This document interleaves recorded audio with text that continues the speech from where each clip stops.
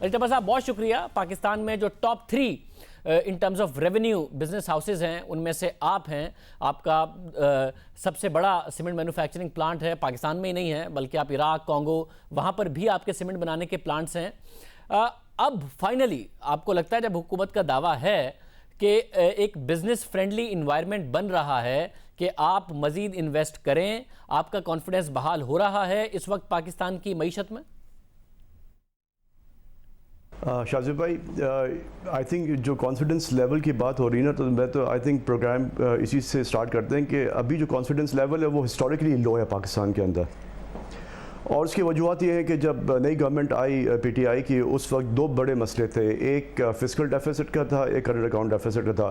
تو business man کا یہ خیال تھا کہ یہ جو ڈیمانڈ کمپریشن کر رہے ہیں وہ ایک اسٹیبلائزیشن کی طرف جائیں گے, اکانومی کو اسٹیبل کریں گے, اس کے بعد پھر ایک گروتھ ماڈل ڈیولپ کریں گے اور اس کی طرف لے کے جائیں گے. بٹ ایشو یہ ہوا ہے کہ اکانومی کو جب انہوں نے اسٹیبلائز کیا اور کرنٹ اکاؤنٹ ڈیفیسٹ کو انہوں نے شرنک کیا, تو اس میں ساتھ ساتھ جو کاسٹ آف ڈوئنگ بزنس ہے یا ایز آف ڈوئنگ بزنس جو ہے نا, وہ افیکٹ کرنا شروع کر دیا. اور آج اگر آپ دیکھیں پچھلے 1 سال میں یا لیٹس سے کہ 12 سے 18 مہینے میں آپ کا تقریباً کرنسی جو ہے آپ کی وہ تقریباً 55% ڈی ویلیو کر گئی. انٹرسٹ ریٹ آپ کا 100% بڑھ گیا, 6.5 سے 13.25%.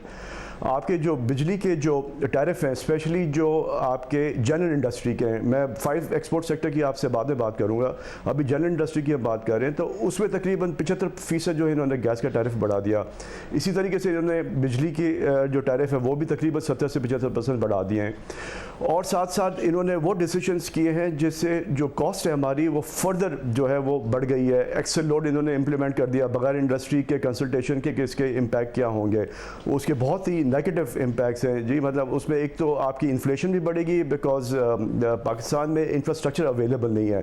اگر آپ کے پاس ریلوے ہو اور دوسرے موڈ آف ٹرانسپورٹ اویلیبل ہو اور اگر آپ اس طرح کی ڈیسیشن میکنگ کرتے ہیں تو آپ بالکل ٹھیک کریں. لیکن جب آپ کے پاس دوسرے موڈ آف ٹرانسپورٹیشن اویلیبل نہیں ہے اور اس طرح کا ڈیسیشن بغیر کنسلٹیشن آف اسٹیک ہولڈرس کرنا, اس سے ایک بہت بڑا جو ہے وہ کاسٹ آف ڈوئنگ بزنس میں اضافہ ہو گیا ہے اور باقی مسائل بھی جو ہیں وہ بڑھتے جا رہے ہیں. اب جو فائیو ایکسپورٹ سیکٹرز ہیں اس میں گورنمنٹ نے ایک بڑا زبردست بزنس ایکسپورٹ کو بڑھانے کے لیے انہوں نے بجلی کے جو ٹیرف ہیں وہ انہوں نے 7.5 سینٹ فکس کر دیا. انہوں نے جو گیس کے جو ریٹ ہے وہ $6.5 جو ہیں, خاص طور پہ جو وہ لوگ جو RLNG استعمال کر رہے ہیں. اب جب آپ نے اس چیز کا فیصلہ کر لیا, بٹ پرابلم یہ ہے کہ اس کی جو امپلیمنٹیشن ہے وہ صرف پنجاب کے پروونس میں انہوں نے کی ہے. اگر آج مجھے 5 ایکسپورٹ سیکٹر میں کوئی ایکسپینشن کرنی ہے تو میں نے ایس ایس جی سی کے پاس گیا کہ بھائی آپ ہمارا جو 5 ایکسپورٹ سیکٹر کا جو ٹیرف وہ $6.5 ہے وہ آپ کنفرم کریں. انہوں نے کہا کہ وہ صرف پنجاب کے لیے اور صرف SNGPL کے لیے.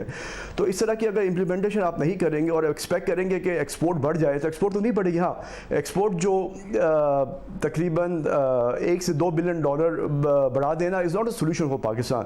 دیکھیں, پاکستان کا جو مسئلہ ہے وہ ہے کہ ہمیں گروتھ کو دوبارہ سے بحال کرنا ہے. جو گروتھ 5.5% تھی, آئی تھنک وہ ڈراپ ہوتے تقریباً 3.5%, اور میرے خیال میں ابھی جو کرنٹ فائنینشیل ایئر ہے اس میں بھی تقریباً 3% تک رہے گی.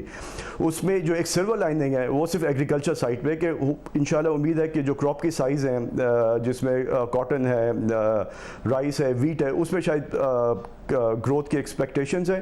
بٹ اس کے علاوہ جو LSM ہے, جو لارج اسکیل مینوفیکچرنگ ہے, اس میں تو ابھی 3.5% کی کنٹریکشن آئے گی. بٹ یہ کنٹریکشن از دا بگننگ, یہ تو کنٹریکشن مزید آئے گی. میرے خیال میں اس فائنینشیل ایئر میں یہ کنٹریکشن 6.5 سے 7% تک چلے جائے گی. تو ان حالات میں آپ کی مہنگائی بھی بڑھے گی, بے روزگاری بھی بڑھے گی, نئی انویسٹمنٹ بھی نہیں آئے گی. تو میرے جو ہے کنسرن کہ یہ جتنے بھی جو پرابلمز ہیں نا ان کا ایک مسئلہ بیٹھ کے ایک ڈرائنگ روم میں بیٹھ کے ایک حل ہونا چاہیے کہ روڈ میپ کیا ہے.